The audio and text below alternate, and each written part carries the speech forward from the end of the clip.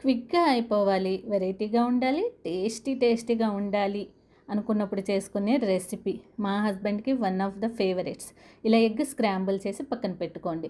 Without మొమాటోస్ అదే ప్యాన్‌లో 2 table spoons oil add చేసి హీట్ ఎక్కిన తర్వాతకి తాలింపు వేసి, ఈలోపు మనం క్యూబ్స్ అనమాట ఇలాగా క్యాప్సికమ్ క్యూబ్స్ లాగా, ఆనియన్స్ క్యూబ్స్ లాగా కట్ చేసి ఉంచుకొని తాలింపు మంచిగా ఫ్రై అయిన తర్వాతకి ఆనియన్స్ యాడ్ చేసుకోవాలి.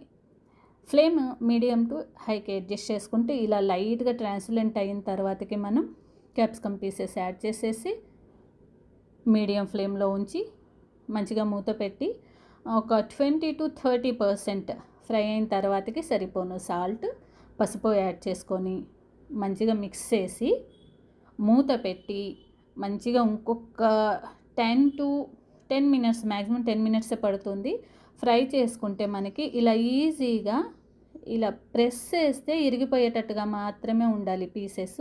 మనం ఫోర్స్ యూస్ చేయకోకుండా ఉండేటంత ఈజీగా ఇరిగిపోయేలాగా ఉండాలన్నమాట. ఆ స్టేజ్లో మనం సరిపోను కారం యాడ్ చేసుకోవాలి. నేను చాలా తక్కువ వేసాను, పిల్లలు కూడా ఇష్టంగా తింటారు ఈ కర్రీ, అందుకనమాట. మీరైతే ఇంకొంచెం ఎక్కువ వేసుకోవచ్చు.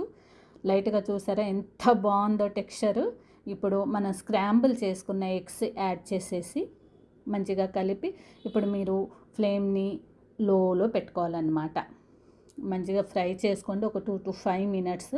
అందులో వేసిన కారం, ఉప్పు అవి ఆ ఎగ్స్కి పడతాయి. ఎందుకంటే మనం ఎగ్ స్క్రాంబుల్ చేసినప్పుడు ఏమీ యాడ్ చేయలేదు, ఉప్పు కానీ కారం కానీ. సో ఇదే సరిపోతుందన్నమాట. చూసారా, ఫస్ట్ ఆయిల్ కనిపించింది, ఇప్పుడు లేదు. ఇది మనకు కలుపుకోవడానికి బాగుంటుంది. మీరు పుల్కా అండ్ చపాతీలో కూడా ఈ కర్రీ చేసుకోవచ్చు. మీరు పుల్కా చపాతీలోకి చేసుకున్నప్పుడు ఆయిల్ కొంచెం తక్కువ వేసుకోండి. సూపర్ అంటే సూపర్ ఉంటుంది కాంబినేషను. ఒకసారి ట్రై చేయండి. టేస్ట్ కావాలా, టేస్ట్ ఇరుక్కు, క్విక్గా కావాలా, క్విక్గా ఇరుక్కు. ఇన్ని ఇరుక్కున్న ఈ ఇగురు ఒకసారి ట్రై చేసేసి ఇరగదీసేయండి. బాయ్ బాయ్, శుక్రియా, శుభం.